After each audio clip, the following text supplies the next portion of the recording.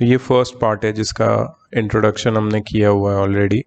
इसमें इम्पॉर्टेंट ये था कि एक कॉइल या फिर एक magnet relative to each other जब मूव करता है, या फिर दो coil relative to each other जब मूव करता है, तो वन ऑफ द कॉइल में ईएमएफ इंड्यूस होता है। इफ अगर दो कॉइल है तो एक में ऑलरेडी तुम में सर्किट मतलब बैटरी कनेक्ट करनी है, तो दूसरे में ईएमएफ इंड्यूस होता है। अच्छा, फिक्स्ड कॉइल में भी ईएमएफ इंड्यूस होता है at the time of making the circuit on और ऑफ, क्योंकि ऑन और ऑफ करते टाइम एक सडन स्पाइक आता है, करंट सडनली बढ़ता है for a very short interval of time, और ऑफ करते टाइम वो करंट सडनली ड्रॉप होता है। जो करंट फ्लो कर रहा है वो ऑल्टरनेटिंग करंट है? नहीं, डीसी करंट है, बैटरी है ना। अगर ऑल्टरनेटिंग करंट है तो डेफिनेटली ईएमएफ जनरेट हो जाएगा अपने आप ही, जैसे ट्रांसफार्मर आई थिंक काम करता है उसी प्रिंसिपल पे। ऑल्टरनेटिंग करंट सप्लाई करते हैं हम ट्रांसफार्मर में, तो वो तो अपने आप ही इंड्यूस। हाँ, डीसी करंट है तो there should be some change in the EMF which is provided, तो ही उसका मैग्नेटिक फील्ड चेंज होगा, और तो ही इंड्यूस्ड ईएमएफ होगा, ईएमएफ इंड्यूस होगा। फिर हमने मैग्नेटिक फ्लक्स के बारे में पढ़ा था। Magnetic flux link with the surface is defined as a number of field lines passing through that surface perpendicularly. और एरिया वेक्टर के बारे में पढ़ा था। ये मैग्नेटिक फ्लक्स का ही फॉर्मूला है बी डॉट ए, ठीक है, और बी ए कॉस थीटा, जिसमें ए एरिया वेक्टर है whose direction is always perpendicular to the surface, normal to the surface, ठीक है। अगर कोई magnetic field is at an angle of theta with the area vector, तो हम लोग B A cos theta formula use करते हैं to find the magnetic flux.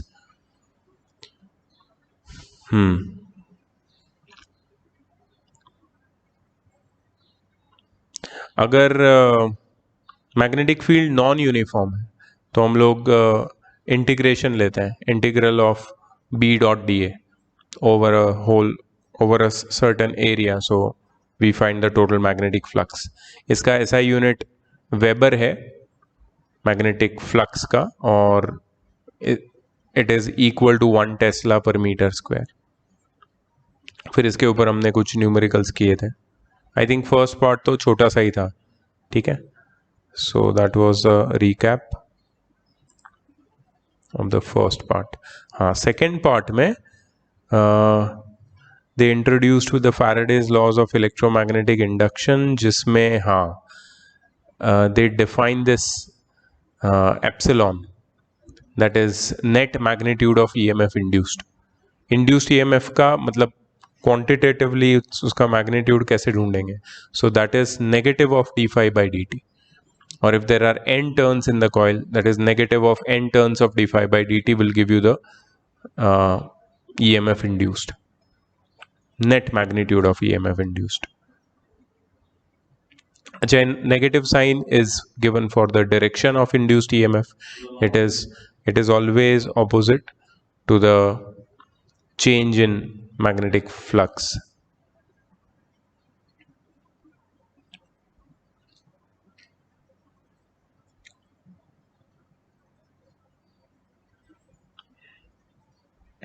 So EMF induce ये तीनों चीज़ों पे डिपेंड करता है, magnetic field intensity, area enclosed and angle between the magnetic field intensity and area vector.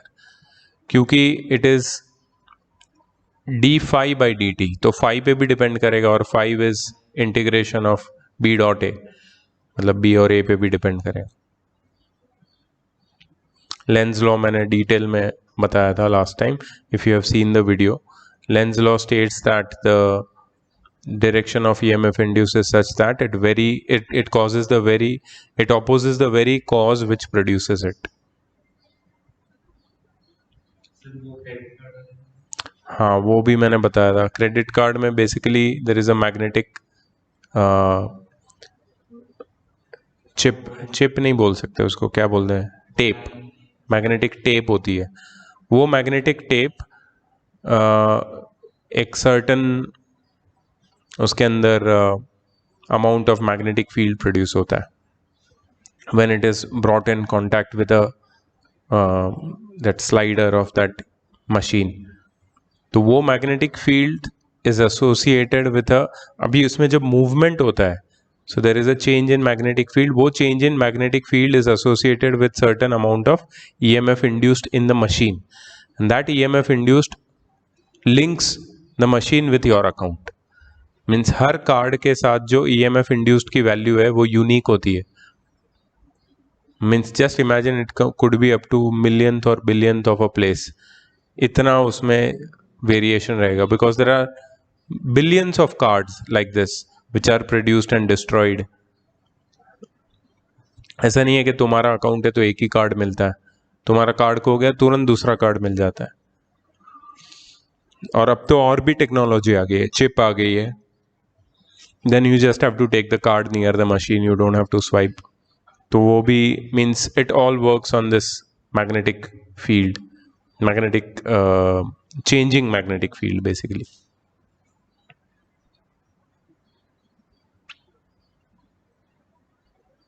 ये लेंस लॉ से हम लोग पोलैरिटी पता लगा सकते हैं इन अ कॉइल।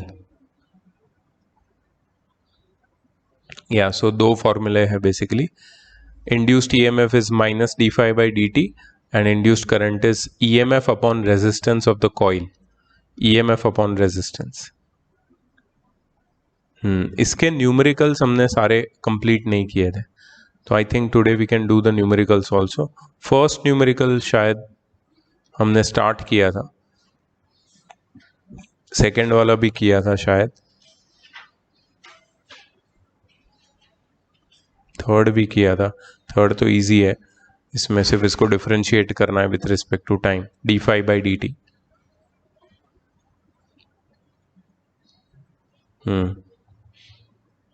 या ठीक है, सो फोर्थ वाले से हमें आगे करना है।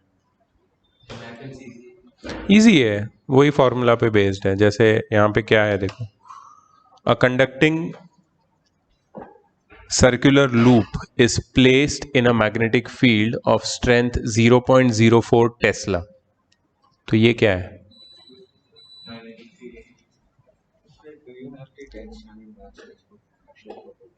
No, I don't have. I'll check once. ये है magnetic field B, it is B, right? 0.04 Tesla, such that the plane of the loop is perpendicular to the magnetic field. Plane of the loop is perpendicular to the magnetic field, मतलब area vector and magnetic field are in the same direction. That means theta is equal to 0.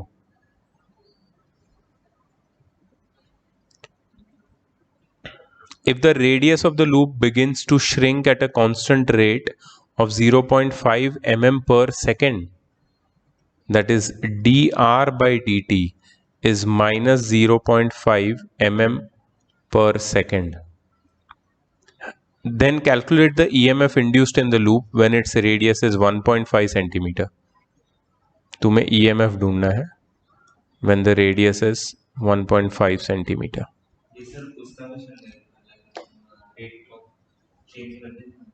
हाँ, AOD में, हाँ, rate of change, correct. हाँ, उसी application से हो जाएगा। सो हमें रेडियस चेंज होने से क्या मतलब है? हमें तो कुछ मतलब नहीं है।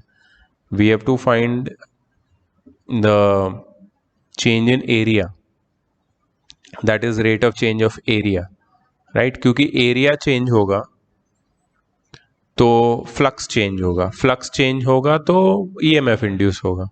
सो d r by D t से can you find d A by D T?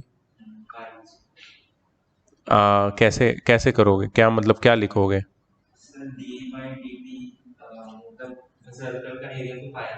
Yes, so d by dt of pi r square, which is pi into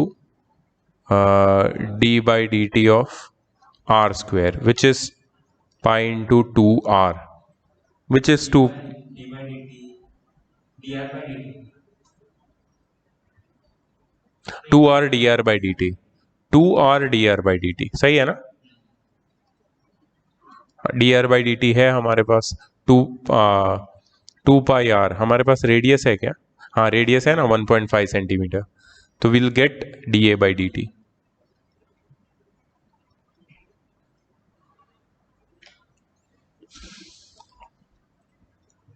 सबको मीटर से हाँ यस, ये मिलीमीटर पर सेकंड को पहले ही कन्वर्ट करना पड़ेगा इंटू 10⁻⁻³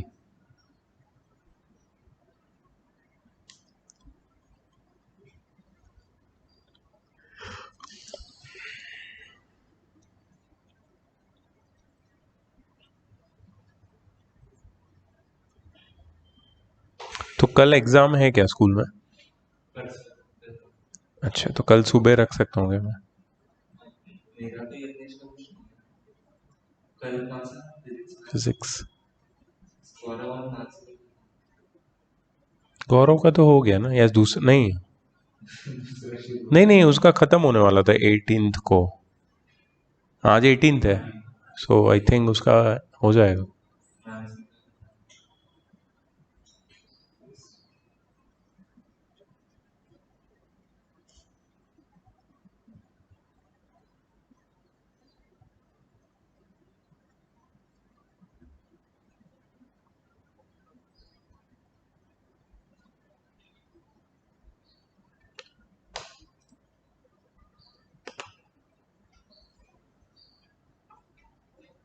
मानसी ने तो बोला है कि रिकॉर्ड कर लो आप सर।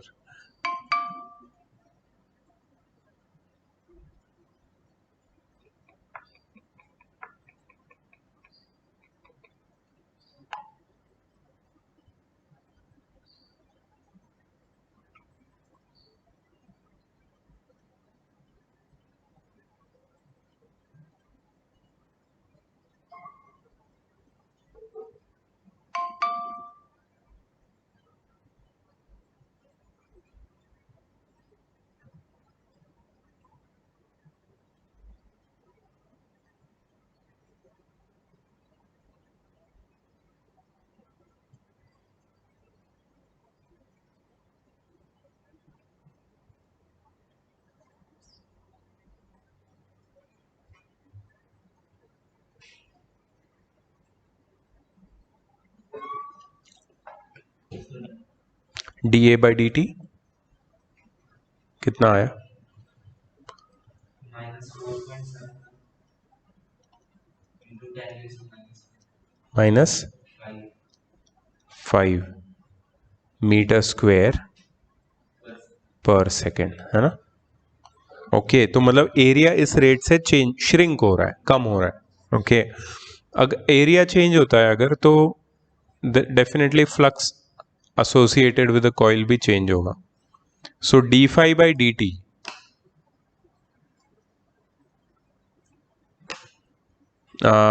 एक मिनट, ईएमएफ का फॉर्मूला क्या है? नंबर ऑफ टर्न्स तो है नहीं ना कुछ इसमें, सो डायरेक्टली माइनस ऑफ d∅/dt लिखेंगे इसको, तो minus of d/dt into phi क्या है? b.a। तो यहाँ पे तो cos 0 1 हो जाएगा, तो b इंटू ए आ जाएगा डायरेक्टली, b इंटू ए लिख देता हूँ यहाँ पे। ठीक है, b की और a की वैल्यू डालूंगा, सिंप्लीफाई करूंगा। एक मिनट, d/dt है उसका क्या करेंगे? सर डी बार ले लेंगे और dA/dt डी क्योंकि b फिक्स्ड है, हाँ, और ये अच्छा तो dA/dt की डायरेक्ट वैल्यू आ जाएगी, करेक्ट है। b बाहर लेंगे into minus dA/dt, cool, will directly get the EMF.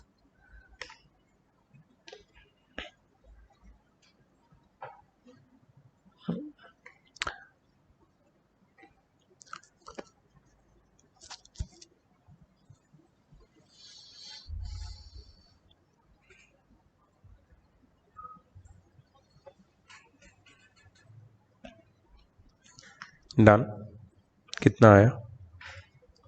1.8 सही है ना? So they have done the same way.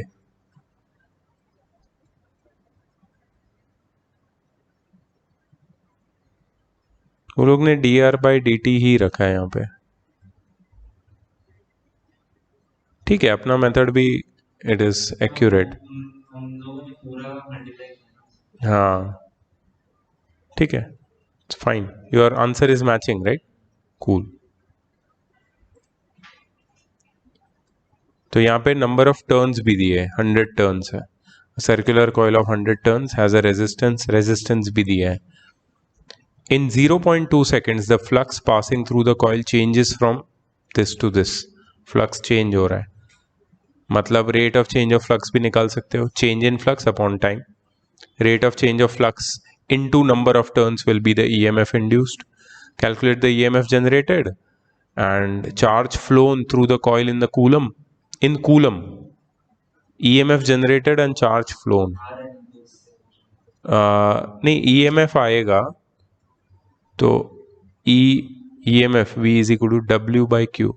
Formula क्या है? हाँ, charge flown through the coil in coulomb. हाँ, तो V is equal to I R, correct, yes, doable है, easy है।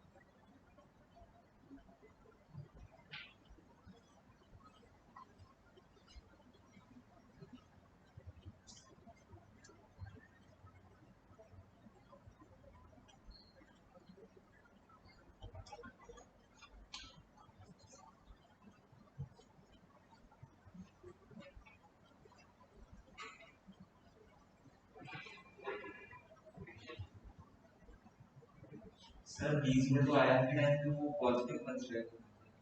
हाँ, पॉजिटिव ही होगा क्योंकि हमें सब चेंज इन फ्लक्स चाहिए, पॉजिटिव ही होगा।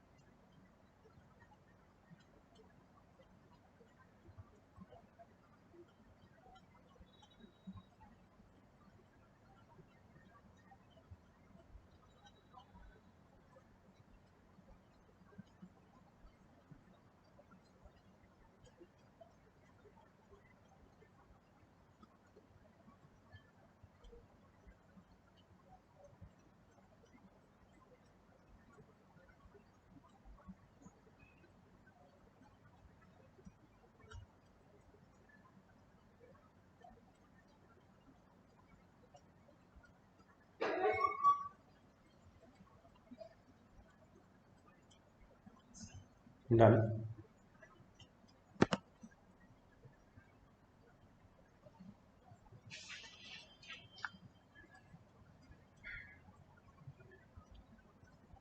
सही है ये।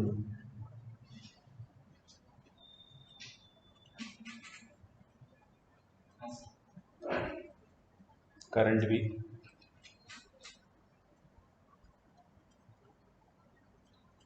वो लोग ने क्यू पूछा है, आई इंटू डेल्टा टी से मिलता है, पर ठीक है, करंट अगर सही आए तो ये निकल सकता है, करंट सही है। Charge flown is basically Q, तो एक तो I is equal to Q by T से निकाल सकते हैं, दूसरा है W is V is equal to W by Q, but यहाँ पे W पता नहीं है, so I is equal to Q by T से हम लोग ठीक है। Next, a square loop of side 10 centimeter and resistance 0.5 ohm is placed vertically in east west plane, east west plane, अच्छा, okay, a uniform magnetic field of 0.10 Tesla is set up across the plane in the northeast direction. तो north east मतलब north और south के बीच में, north और हाँ north और south के बीच में ही नॉर्थ ईस्ट होता है।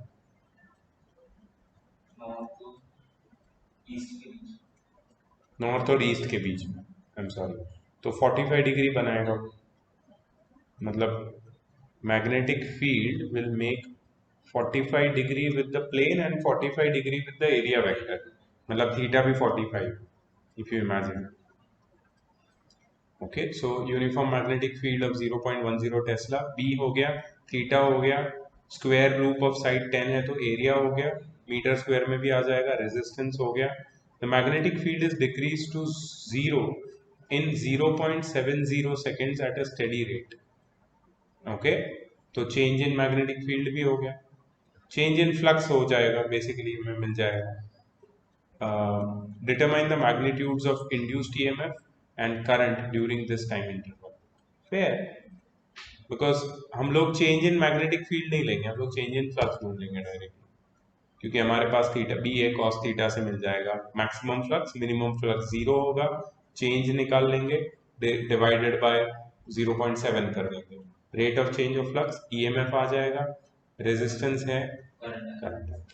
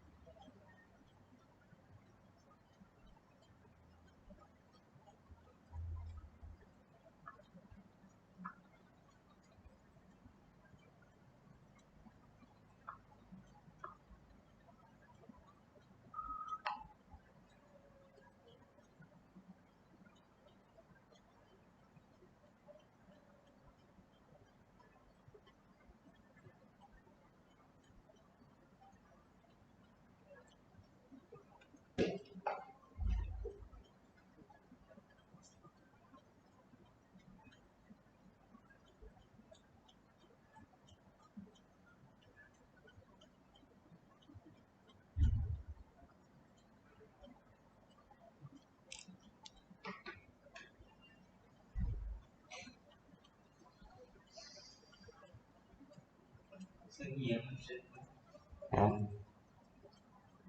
सो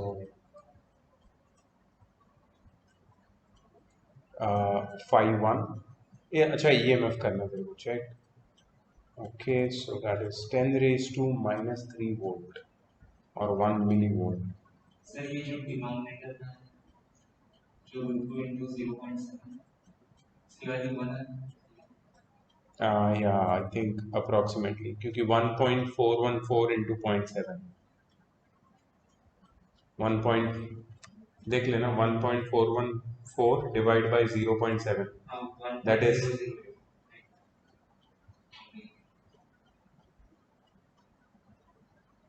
तो ये EMF आया तेरा current 2 milliampere EMF 10 raised to minus. 10 raised to minus 3 volt. Current तो डायरेक्ट है.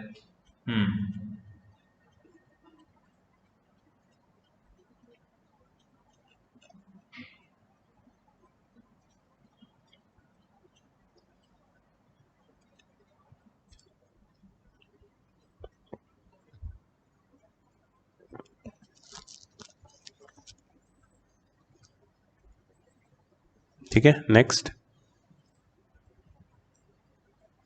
A 50 turn coil with an average diameter of 0.04 meter is placed perpendicular to a magnetic field of 5000 Tesla. Is placed perpendicular मतलब area 0 है theta है ना. B दिया है, diameter दिया है एवरेज, उससे रेडियस और एरिया निकल जाएगा. 50 टर्न्स है, नंबर ऑफ टर्न्स दिया है. If the magnetic field is change to 2000 tesla in 5 seconds मतलब 3000 by 5 is the rate of d5 by dt. into 50 करोगे तो 600 नहीं एक minute D B by D T मैंने बताया. एक्चुअली d5 by dt के लिए तुम्हें एरिया से मल्टीप्लाई भी करना पड़ेगा. Find the magnitude of induced EMF. Easy है, ये भी इजी है, काफ़ी इजी है.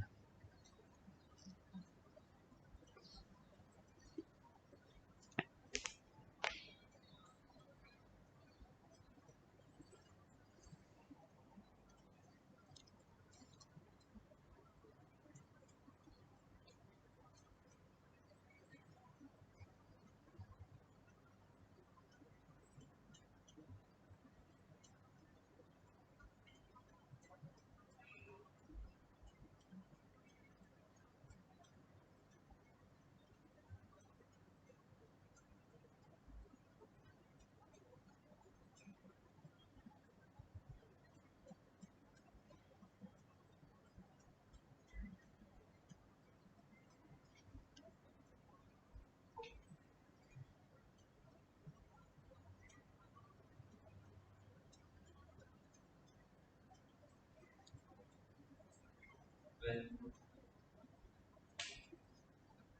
38. वो लोग ने इनिशियल 5 1 निकाला है, रेडियस निकाला है. एरिया चेक करते रहे, एरिया सही आया क्या. डायमीटर से कर दिया, अच्छा स्क्वायर नहीं किया. ये मैंने स्क्वायर दे दिया. ओ ओके, सर्कुलर कॉइल है.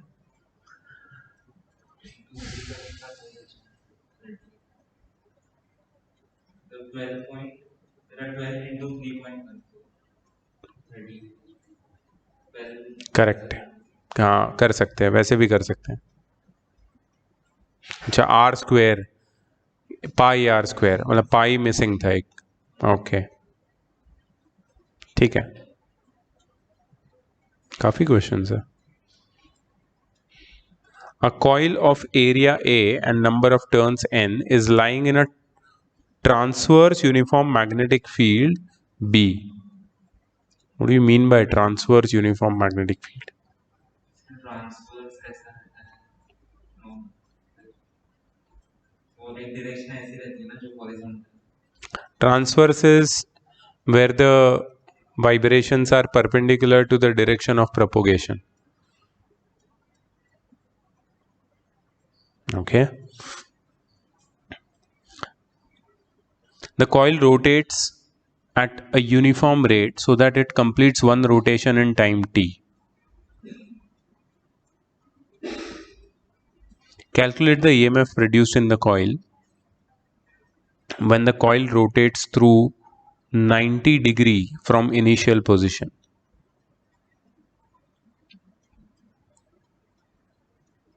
ट्रांसवर्स यूनिफॉर्म मैग्नेटिक फील्ड, पहले तो ये समझना पड़ेगा.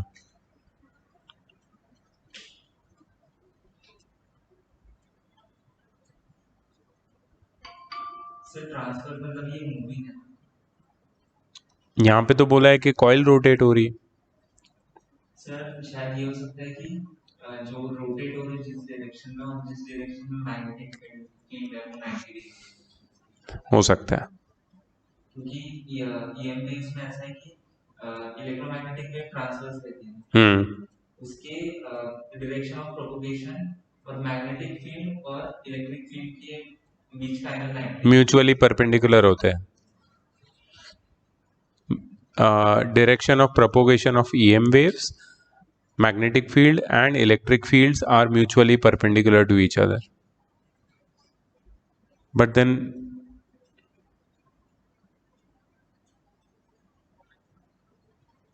कोई फिगर दिया है क्या? नहीं, फिगर भी नहीं दिया है. How to visualize this?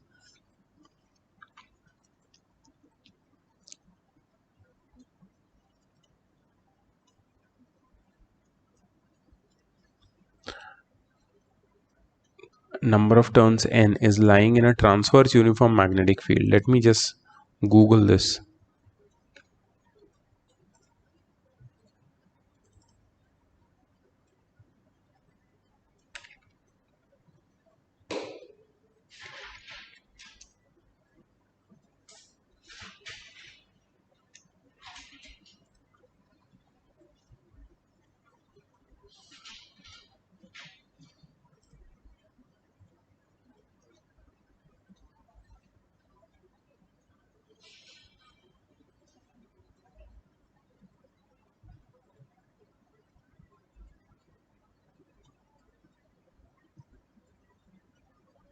ये तेरा EM waves का फिगर है.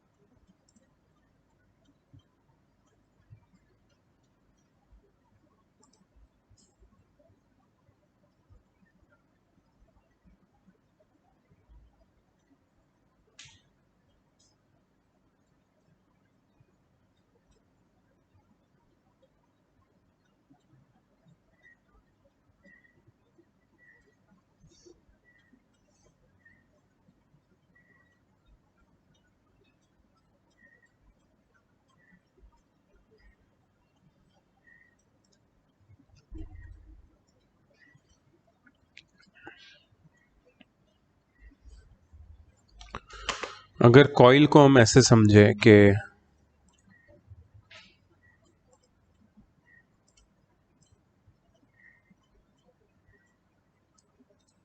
ये कॉइल है और तुम्हारा transverse uniform magnetic field is something like this.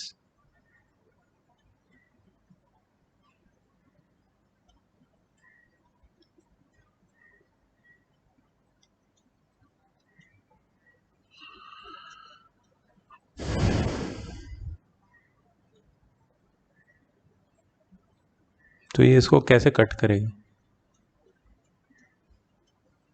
Coil भी तो ऐसे घूम रहा है.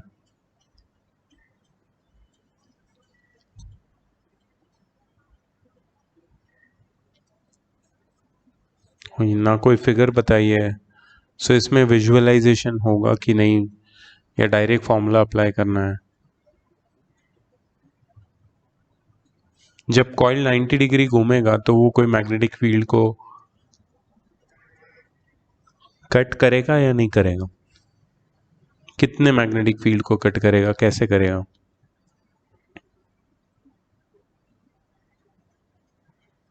सर इस पोजीशन में तो वो जीरो है एंगल. Zero theta. या फिर इस पोजीशन में 0 एरिया वेक्टर के साथ।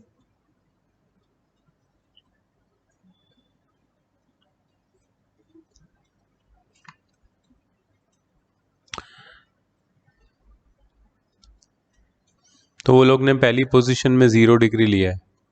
कॉइल को रोटेट भी कैसे किया है नहीं बोला है। The coil rotates at a uniform rate so that it completes one rotation in time t.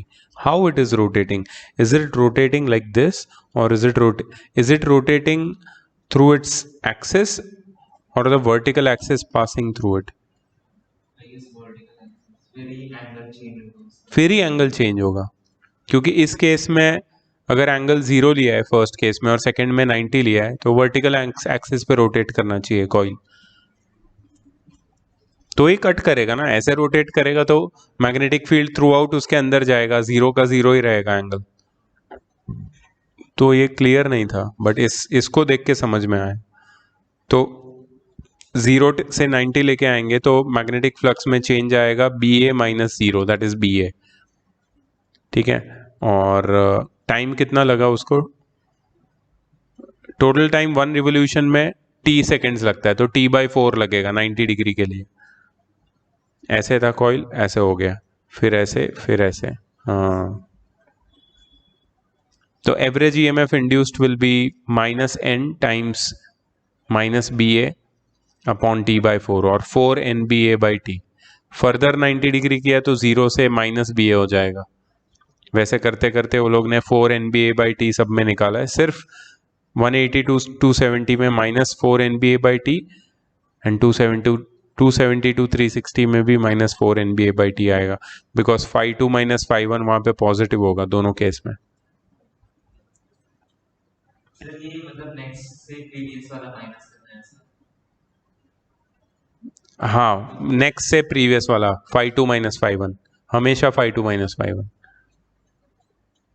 मतलब EMF इंड्यूस नेगेटिव भी हो सकता है। फाइनल माइनस इनिशियल करना है, फ्लक्स डायरेक्शन में डिफर करें। इसमें लोग को बताना चाहिए था कि इसको we are rotating like this, not like this. ठीक है, so that was this part. ये इसका मैंने भेजा नहीं था, कुछ भी नहीं भेजा था इसके लेसन प्लान या कुछ भी, ये भी भेजूंगा मैं आज दोनों का। Motional electromotive force, this is the next part. In the previous sections we have discussed some cases in which एक मिनट,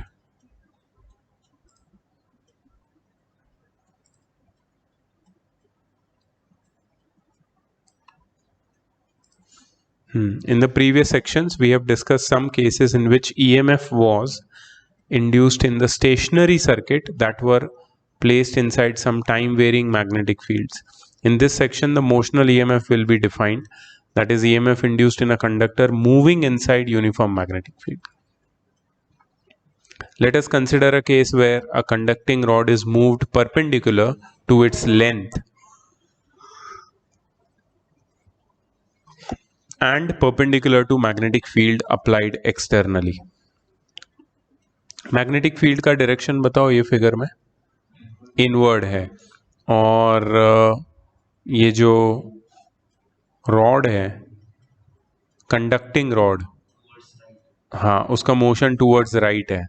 कंडक्टिंग रॉड में it is moved perpendicular to its length, yes, उसकी लेंथ कौन सी direction में? Vertical direction में। उसका motion horizontal, मतलब the motion is perpendicular to its length and also perpendicular to the external magnetic field, दोनों से परपेंडिकुलर है मोशन। ठीक है, in figure 6.1 a uniform magnetic field B that is directed into the plane of paper is shown. Conducting rod PQ is moved in the direction perpendicular to its length with a velocity v. We can understand that positive centers of atoms are almost fixed in their location, but there are free electrons which are free to move around inside the volume of the metallic rod. When rod is moved, these electrons are also dragged along it. Here we assume that velocity of the electrons is same as the velocity of the conductor and neglecting the random motion of the electrons. Magnetic field exerts force on the free electrons due to their motion. We can use right hand thumb rule to know the direction of magnetic force on electrons due to this velocity of the rod. तो right hand thumb rule में ये जो centre finger है that will be directed towards the velocity flow of electrons. flow मतलब हाँ सही है. And forefinger will be directed towards the magnetic field inward. So the force on these electrons will be in the downward direction. So this force is QV cross B. QV cross B. Q times V cross B. If you remember, this is from the first chapter of magnetism. Should be towards the end P of the rod. कैसे end P? End Q होना चाहिए ना. But the electron has negative charge, so the direction of force on it must be opposite to it. Hence the magnetic force on the electron is towards the end Q of the rod. सही है. Free electrons under the influence of the magnetic force move towards Q, end Q of the rod, and get accumulated over there. So Q becomes negatively charged and P becomes positively charged.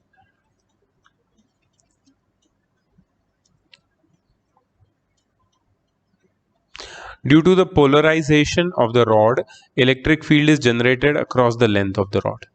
As we know that direction of electric field is from positive to negative charge, hence it must be directed from P towards Q.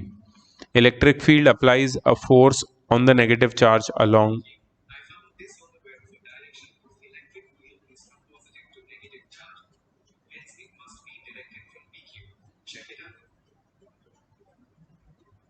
सुन रहे हो मेरी बात? सिरी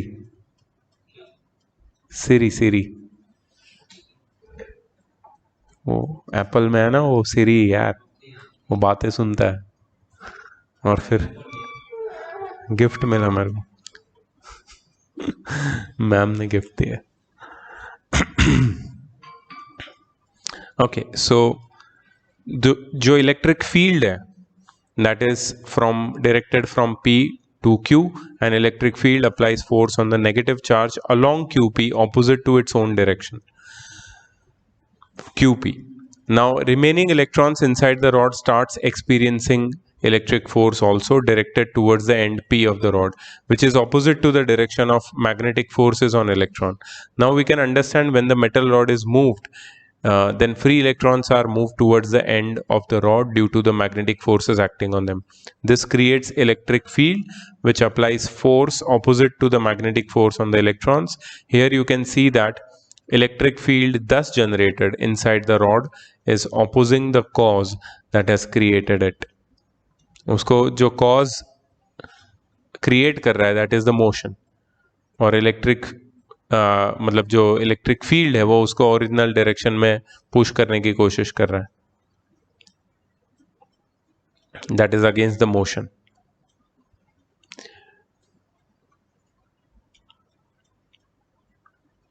Cause of electron accumulation was magnetic force, and electric field thus generated is opposing the magnetic force.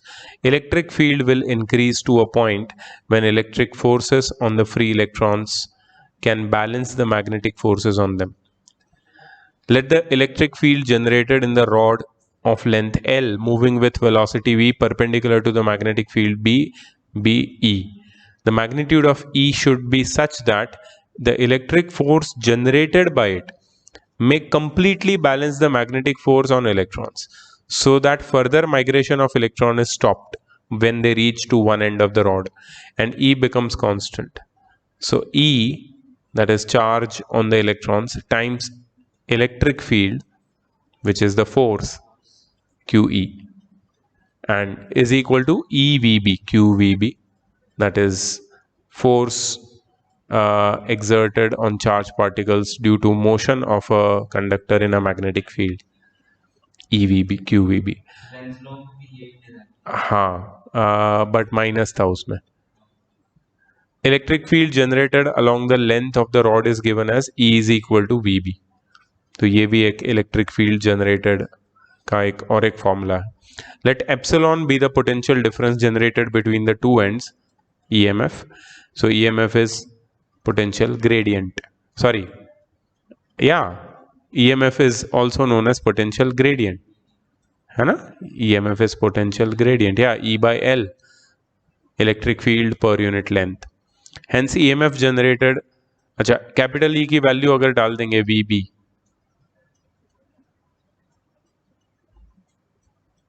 तो VB by L होना चाहिए ना ये epsilon, hence EMF generated across the length of the rod can be written as follows: E epsilon is equal to BVL।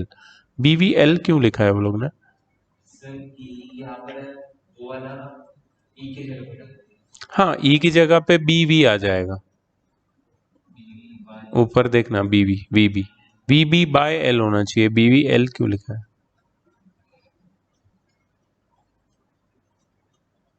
Formula सही आया है, बस बीच में गड़बड़ी। ये सही है फॉर्मूला एप्सिलॉन का।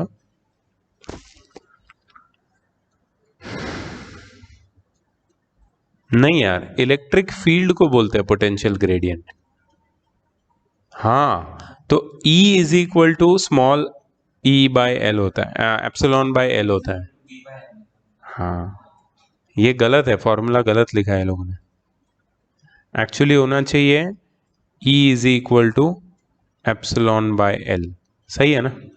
तो VB is equal to epsilon by L by L, L उधर चला जाएगा, तो एप्सिलॉन इज इक्वल टू BVL। हाँ, अभी सही है। वही पोटेंशियल ग्रेडियंट तो इलेक्ट्रिक फील्ड को बोलते हैं, सही है। If we assume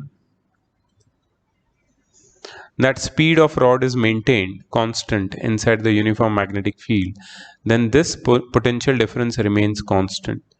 Here it is very important to know that there is no loop available for the current to flow. Hence no current will be flowing.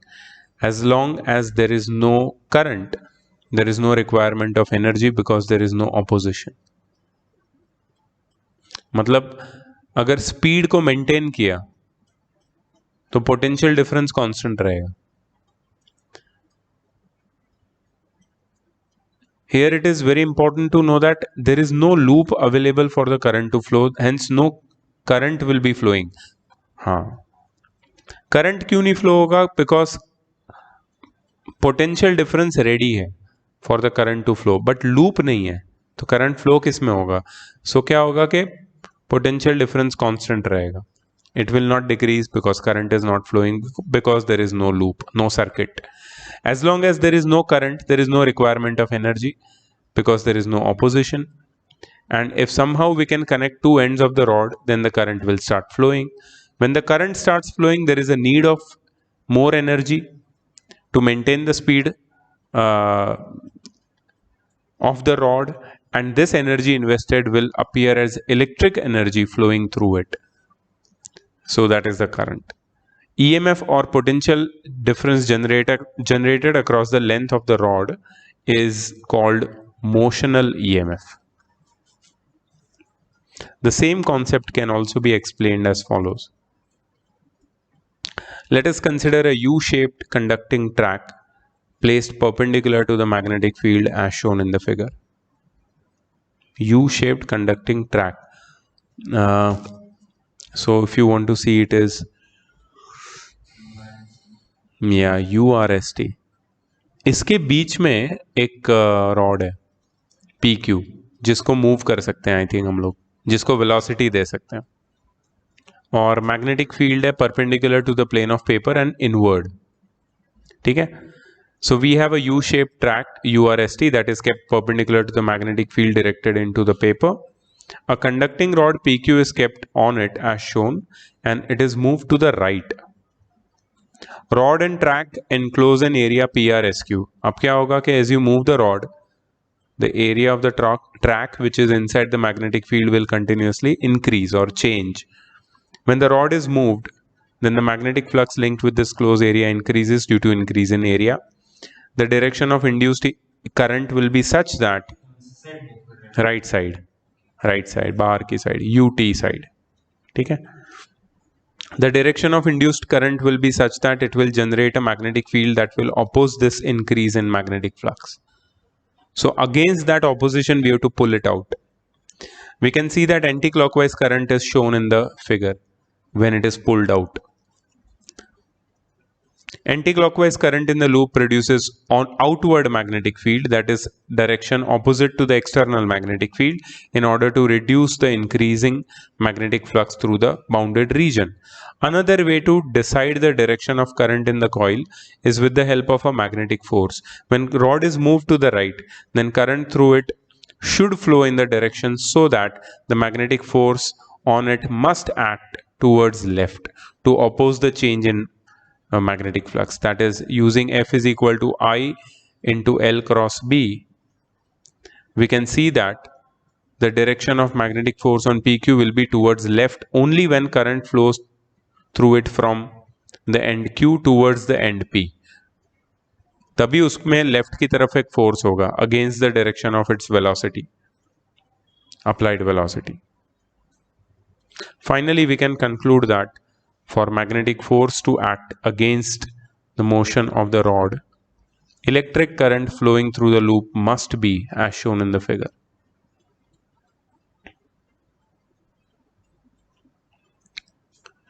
If we know the sense of current flowing through the loop, then we can use right hand rule to decide the direction of area vector to be used for that coil. मतलब अगर हमारे वो rod को right की तरफ ले जाने से if we are able to figure out the sense of current flowing in the loop, then we can use right hand rule to decide the direction of area vector to be used for that coil. मतलब area vector का direction क्या होगा वो हम लोग right hand rule से पता लगा सकते हैं. Why? Because if I curl my finger in the direction of the current flowing in the loop, which is this, so area vector will be outward. Area vector will be outward. Now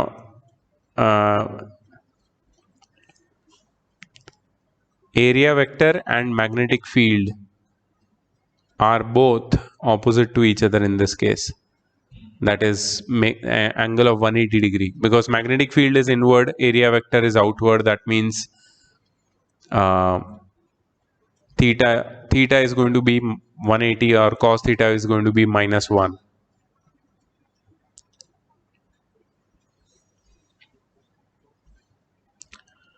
While curling the right hand fingers in the sense of current of loop, our thumb points in the direction of area vector for that loop. In figure, we can see that sense of current is anti-clockwise and hence the area vector must be outwards. So 180 degree वो लोग ने लिया है. Magnetic field intensity applied externally is inward, so the angle between area and magnetic field intensity is 180 degree. So let at an instant of the time the rod is at a distance of x from the slide rs of the coil, then the magnetic flux of the loop can be written as phi is equal to b times area times cos 180 or minus blx. Using Faraday's law, we can find EMF, which is minus of d phi by dt, or minus of d by dt of minus blx, or bl times dx by dt, or blv. So which is same as what we have got earlier. So why did they do all this? था क्या ये? हाँ, मतलब वो लोग ने एक experimental और एक थियोरेटिकल डेरिवेशन दिया है for the motional electromotive force. That is, when a conductor is moved inside a magnetic field, what happens? How is the current generated? Sir ये मतलब तीनों परपेंडिकुलर. हाँ जी. थेरेपी, फिजियोथेरेपी, ये साइड तो नहीं है, वो बिल्डिंग में. हाँ, यही साइड पे, वो साइड पीछे साइड में. सर अगर मतलब तीनों परपेंडिकुलर, अगर एक ही लाइन में रहेंगे, एक ही डायरेक्शन में रहेंगे, कौन तीनों? मतलब मैग्नेटिक फील्ड, वेलोसिटी और ओरिएंटेशन ऑफ द कंडक्टर। एक ही लाइन में कैसे? मतलब कोई दो सिमिलर है, अच्छा, कोई दो, okay. So if I move this inward in the direction of, no, not, it will not happen, it cannot happen like that। क्यों पता है? क्योंकि v क्रॉस b का डायरेक्शन तब सेम हो जाएगा, तो that is V B sine theta और साइन जीरो मतलब जीरो। हाँ, तो मोशनल ईएमएफ नहीं, एफ जीरो हो जाएगा, जिसकी वजह से मोशनल ईएमएफ जीरो हो जाएगा। So what they are saying is v उस डायरेक्शन में होना चाहिए जिस डायरेक्शन में एक ऑपोजिंग फोर्स मैक्सिमम हो, तो ईएमएफ मैक्सिमम होगा। Because the induced EMF, the direction of induced EMF should be such that it opposes the very cause which produces it. But अगर oppose ही नहीं है तो फिर cause कैसे होगी? वैसे तो नहीं हो सकता है वैसे। They must be mutually perpendicular.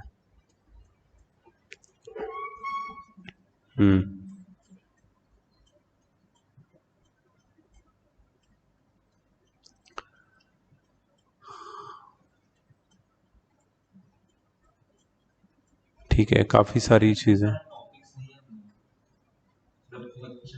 Are you sure?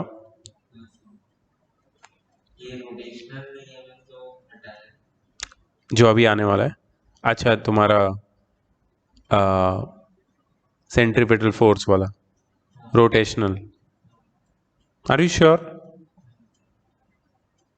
ठीक है, एक बार तुम कंफर्म करके बताओ, फिर कल हम लोग करते हैं। यहाँ तक तो सब कुछ क्लियर है ना? मतलब चैप्टर के शुरुआत से यहाँ तक अभी बस वही टॉपिक बचा है, रोटेशनल। इसमें फिर आगे मोशनल में। हाँ हाँ, तो फिर कल कंटिन्यू करते हैं, और कल भी मैं रिकॉर्ड करूँगा तो हम लोग कर सकते हैं। Means I will keep the class if I can in the morning, then it will be easy ना।